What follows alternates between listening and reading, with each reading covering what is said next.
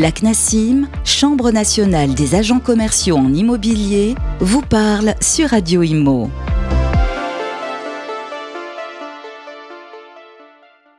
Bonjour, bienvenue à tous, je suis ravi de vous retrouver pour ce nouveau numéro de la CNACIM vous parle. On va aujourd'hui parler d'un sujet qui fâche peut-être, la crise de l'immobilier, en tout cas un marché immobilier de plus en plus tendu. Est-ce qu'on est dans une crise ou est-ce qu'on est sur un retour à la normale ou une régulation? On va voir ça avec nos deux experts du jour. On est ravis d'accueillir comme d'habitude Jean-Yves Frappin. Bonjour Jean-Yves. Bonjour Fabrice. Secrétaire général de la CNACIM, on rappelle la CNACIM, le syndicat des agents commerciaux en immobilier. Et à vos côtés, vous êtes venu, Jean-Yves, avec Claude-Olivier Bonnet. Bonjour Claude-Olivier. Bonjour Fabrice. Vous êtes formateur, reconnu dans la profession, formateur émérite, vous baladez partout en France, créateur d'Estimia, qui est lui-même une subdivision de Digipi, de l'écosystème digital immobilier. C'est ça, qui est un support pour les professionnels qui leur permettent de faire le métier de l'estimation jusqu'à la vente et au rapport TRAC-fin obligatoire. Exactement, et voilà, un métier qui est de plus en plus complexe, en tout cas, de plus en plus d'obligations pour les agents immobiliers. Alors messieurs, on va parler de cette crise immobilière qui pointe son nez, en tout cas. On nous dit qu'après 5 années d'un marché plutôt euphorique, le ralentissement est là, sur les volumes. Ça commence également sur les prix. Dans certaines régions, ça commence à baisser franchement. Et on peut se poser question, est-ce que, voilà, on est arrivé sur la fin d'un cycle, comment les professionnels réagissent? Est-ce que justement, on sent un petit vent de panique? Est-ce que certains commencent à être dans une situation difficile, Jean-Yves Frappin?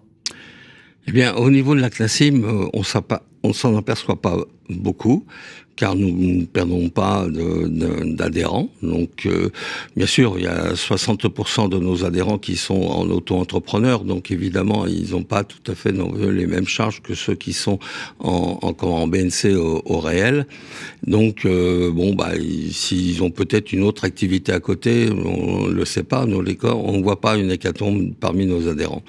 Il y a une chose qu'il faut constater quand même, c'est que sur ces 5 dernières années, il y a eu plus de 5 millions de transactions qui ont été réalisées dans l'ancien, ce qui représente environ 15% de toutes les habitations qui existent en France, et que évidemment c'est rare qu'un vendeur, quand même, quand c'est sa résidence principale, change de résidence principale tous les 5 ans.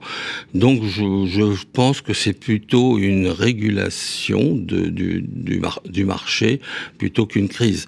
C'est-à-dire qu'à un moment on est peut-être allé trop vite sur certaines... après, on rappelle les faits, post-crise sanitaire, c'est vrai qu'il y a eu une ruée un petit peu sur peut-être une résidence secondaire, sur une nouvelle résidence, sur peut-être des appétences sur le littoral, par exemple, qui a flambé, la montagne, le littoral ont flambé, et là on sera un peu en bout de course. C'est exact, c'est-à-dire que les gens qui ont été confinés dans des petits appartements de Paris ont eu envie, en fin de compte, de partir à 1 heure ou à 2 heures de Paris, en ayant bien sûr les moyens de communication rapides, comme pour venir à la capitale.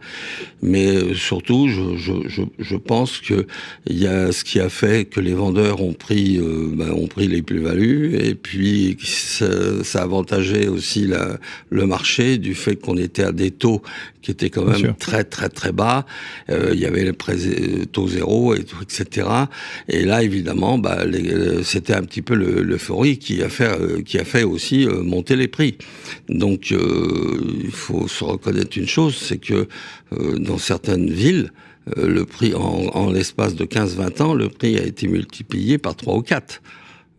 C'est quand même, ce sont quand même des sacrées plus-values. Donc les gens, ils ont voulu... Et c'est allé beaucoup plus vite dans certains domaines. Ce matin, quelqu'un de Cap-Breton, voilà, sur la côte atlantique, me disait Cap-Breton, c'est x2 en 4 ans. Oui, oui. Monumental. Moi, j'ai un exemple sur ma maison que j'avais vendue il y a 20 ans. Elle a été revendue 4 fois le prix que je lui avais vendu. Incroyable. Voilà. Elle est où, votre maison, Jean-Yves?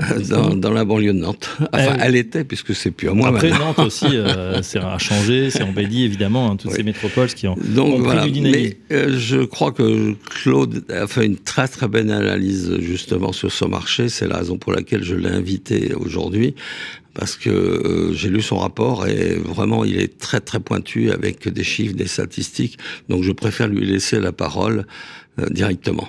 Alors Claude, on est bien sûr Ravi de vous avoir sur le plateau et puis d'avoir cette fameuse analyse, vous qui suivez attentivement ce marché, qui êtes au contact quand même des agents tout le jour, donc vous voyez, vous suivez le pouls du marché. Tout à fait, moi j'interviens à titre personnel autant dans le haut de gamme que dans du grand public, et je vais à la fois en province, on va dire populaire, comme en province très chic, balnéaire, où on voit effectivement des montées. Nous sommes sur la région de Pornic, on a constaté effectivement des progressions de x3 aussi, x2, sur moins de 10 ans en tout cas. Maintenant, la vraie question, c'est est-ce qu'on parle de crise ou de régulation ? J'ai une petite image que j'aime bien évoquer, qui est celle de quelqu'un qui aurait beaucoup consommé, mangé de façon excessive pendant 3-4 ans. Alors là, nous, on va dire pendant 3 ou 4 jours. Au bout de 3 ou 4 jours, il n'en peut plus les rassasier. À un moment donné, il va falloir qu'il arrête un peu, voire qu'il fasse un peu de diète. Je pense que le phénomène de l'immobilier aujourd'hui, c'est un peu ça. Okay. Il y a eu les fêtes de fin d'année, finalement. On a bien mangé, on s'est gavé pendant 5 ans. C'est vrai que c'était bien, le rythme était là. Les taux d'intérêt, comme le disait tout à fait Jean-Yves tout à l'heure, à 0,8. J'achète de l'argent à 0,8. Et lorsque l'inflation est à 4, 5, 6%, c'est extraordinaire. Aujourd'hui, ça veut dire que j'ai aucun intérêt à porter en comptant. J'ai intérêt à prendre du crédit. Et ça a favorisé, bien sûr, l'accès au primo-accédant, mais surtout, ça a favorisé le prix pour les vendeurs, qui, voyant plus d'acheteurs et voient une précipitation des acheteurs, ont augmenté les prix. Ce qui fait qu'à un moment donné, en matière d'économie, on ne peut pas rester dans cette logique-là. La logique d'une progression à x2, x3 en 4, 5, 10 ans parfois, et à un moment donné, si on ne régule pas un peu le marché, si on ne le calme pas, la crise va être encore plus phénoménale après. C'est-à-dire que la chute va être encore plus grande. Donc aujourd'hui... D'autant qu'on rappelle, mais ça n'échappe à personne, que la courbe des salaires, par exemple, n'a pas suivi tout à fait le même rythme. Si vous avez les prix qui font ça, que vous avez l'inflation qui fait ça et que vous avez les salaires qui font ça, il est évident qu'à un moment donné, on ne va pas se rencontrer. Donc on va se retrouver avec des biens qui vont être sur le marché, avec des appétits de vendeurs qui vont être trop importantes, et puis des acheteurs qui ne pourront pas suivre. Avec la régulation du crédit immobilier, on est encore sur des crédits intéressants, parce qu'à 4%, il faut arrêter de hurler. C'est un crédit intéressant quand on a une inflation à 6,5%. J'achète toujours de l'argent avec un delta de 2,5%. Donc je peux accéder au crédit. Maintenant, effectivement, il y a 45% des crédits sur le mois de mai, par exemple, qui n'ont pas rencontré d'accord de banque. Donc ça veut dire que les banques verrouillent. On le voit avec le rapport du HCSF, qui veut pas déborder sur le restant à vivre et qui veut rester sur une logique 35% d'endettement avec le TAEG et qui veut 25 années maximum. Donc c'est vrai que l'accès au crédit est plus faible. Mais il était normal qu'à un moment donné, on se calme un peu. Une crise, c'est quoi ? C'est 1991. Depuis 2008 et 2015, ce sont des mini-crises. Donc des mini-rabais. Donc on rappelle, pour les plus jeunes peut-être, 91, c'est vrai que c'était une baisse alors là, extrêmement sensible, on avait même du moins 20, moins 30% sur certains secteurs. C'est vrai qu'après la crise, donc la bulle, que ce soit la bulle Internet 2001 ou la bulle des subprimes, enfin la crise des subprimes, on a eu des baisses, mais limitées, de 5, 10%, 15%. Avant, si on reprenait par exemple le tunnel de Frigide, qui était un économiste, Jacques Frigide, qu'on analysait, on savait que quand le marché montait trop et qu'il y avait un décalage par rapport à l'économie, ça allait redescendre. Et on avait des cycles, on les connaissait les cycles. Aujourd'hui, il n'y a plus vraiment ces cycles-là. Aujourd'hui, on ne peut pas dire qu'il y a 7 ans d'augmentation, 7 ans de baisse, 7 ans d'augmentation, 7 ans de baisse. Aujourd'hui, il y a un marché qui n'est plus conjoncturel, mais parfois structurel. Donc, à un moment, poum, ça se casse la figure. La sortie de la Covid, comme vous évoquiez tout à l'heure, très bien, mais la réalité, beaucoup sont partis vers la campagne, mais beaucoup reviennent aujourd'hui. Parce que vivre dans le rural n'est pas que simple. En termes d'écologie, c'est pas toujours évident, parce que finalement, on est tout le temps en voiture, dans certains cas. Donc aujourd'hui, on voit un retour aussi vers les villes secondaires ou les villes de proximité des grandes villes. Mais il y a un marché qui fonctionne avec un peu moins de bonheur. En revanche, il y a des crises quelque part. Il y a des crises, c'est le neuf. Le neuf, là, rencontre une vraie crise. Moins 40% aujourd'hui de ventes en matière d'immobilier neuf. Pourquoi ? Pour plusieurs raisons. Elles sont structurelles. Le foncier, parce que le foncier en grande ville, il n'y en a plus, ou très peu. La qualité des artisans, qui aujourd'hui ne sont plus référencés en termes d'écologie parce qu'ils n'ont pas les normes, ils n'ont pas assez d'ouvriers. Et un problème également sur le fait que les taux d'intérêt, le PTZ sort par exemple de la maison individuelle en 2024, le prêt à taux zéro. Donc aujourd'hui, on voit bien que dans le neuf, là, on va connaître une crise. Mais dans l'ancien, je dirais que tout va bien. On le voit sur les chiffres des notaires, lissé sur les 12 derniers mois, au 31 mai, on est à peu près à 1 036 000 transactions, contre 1,2 million sur l'année totale de 2022. C'est une baisse de 10 à 15%, mais on est largement au-dessus du trend qui devrait être... Si on parlait de crise, il faudrait qu'on soit à moins de 700 000 transactions. On devrait atterrir en 2023 aux alentours de 900 à 950 000 transactions. Donc, ça va pas si mal que ça. C'est pas une catastrophe. le marché est là, il y a quand même toujours des gens qui ont envie d'acheter, et il y a toujours des gens qui, aujourd'hui, ont des capacités à acheter. On a l'impression que le rapport de force a été inversé, c'est-à-dire que c'était pouvoir aux vendeurs qui pouvaient vendre, peut-être pas à n'importe quel prix, mais en tout cas, qu'il y avait des gens, comme vous l'avez dit, qui voulaient acheter absolument. Là, voilà, on recommence à négocier, et peut-être sur certains marchés, les vendeurs sont restés à un prix peut-être de l'an dernier, et ils n'arrivent pas à faire encore psychologiquement le pas de se dire il faut baisser de 10 à 15% pour vendre son bien. C'est exact. Et il y a donc les agents commerciaux en immobilier, bien sûr, sont tous les jours sur le terrain à prospecter, et on voit très très bien ce qu'ils nous disent, c'est qu'ils trouvent des vendeurs, mais ils veulent pas baisser, ces vendeurs ne veulent pas baisser les prix. Et évidemment, ça crée une stagnation. Ils attendent. On est un peu dans cet état du point mort, c'est-à-dire que le vendeur qui vendrait pas au maximum de ce qu'on a connu en matière de prix, a l'impression qu'il perd de l'argent. Il perd de l'argent, Et pourtant, il gagne de l'argent parce que par rapport à ce qu'il a acheté, il a quand même vendu plus cher. Il a déjà du mal à dire qu'il va être celui qui va vendre un peu moins cher que ce qu'on a pu connaître. Et l'acheteur voudrait, lui, acheter en dessous de tout ça, en ayant lu, parce que là aussi, on voit bien quand même que beaucoup sont alarmistes, il y a tous ceux qui voudraient être les plus pertinents en disant c'est la crise, ça va pas, etc. Il y a à l'international une vraie crise immobilière, on le voit, il y a des tendances, mais c'est pas pour autant qu'elle va forcément totalement se répercuter. Elle aura des incidences, elle aura des effets sur le territoire français. La dette quand même française est énorme, donc aujourd'hui on voit que le gouvernement se désengage, on voit que la taxe foncière augmente, et nous par exemple sur Estimia, on parle du coût d'usage d'un logement. Aujourd'hui, c'est plus que le prix qui est intéressant. Bien sûr, le prix est intéressant, mais combien le logement va me coûter? Taxe foncière, énergie, les rénovations, les réhabilitations. Ceux qui sont en F ou Angers, aujourd'hui, quel est le coût pour remettre ça dans un état correct? Il y a 2 90 000 logements qui sont aujourd'hui en classe G. Sur ces 2 millions... Passoires thermiques. Des passoires thermiques. Sur ces 2 millions, il y en a 800 000 qui sont dans le parc locatif. Donc, que fait-on sur ces logements dès qu'on sait qu'il nous en manque 500 000 par an neufs? Donc, il va falloir trouver des nouvelles dispositions. On espérait un peu que le CNR allait aller dans un sens assez positif.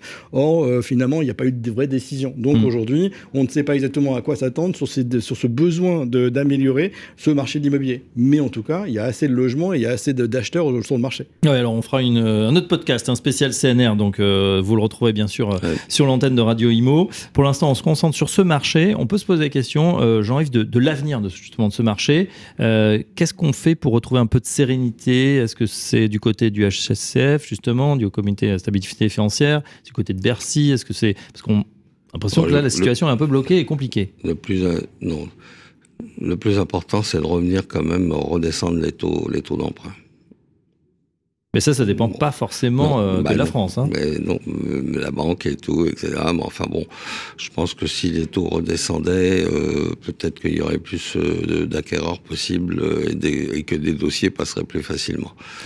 Voilà. Oui, et puis il y a le prix de l'immobilier qui devrait certainement, s'il baisse de 10 à 15%, va permettre de refluidifier le marché. C'est pas ce qu'on voit actuellement. Oui, mais ça va venir. Je pense qu'on est vraiment dans la phase actuellement un peu latente là, et puis à un moment donné. Alors sauf divorce, la règle de 5D. Voilà.